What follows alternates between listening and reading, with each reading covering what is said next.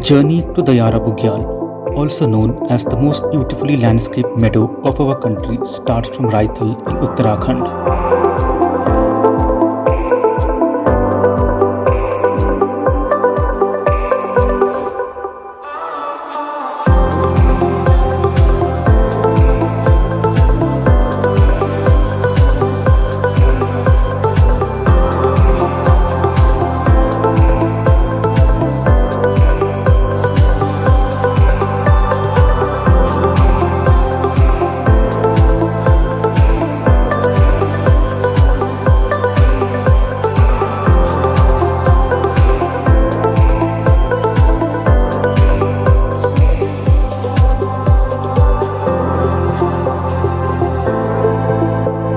The trail is wide and one can hear the sound of birds and spot beautiful flowers during the journey.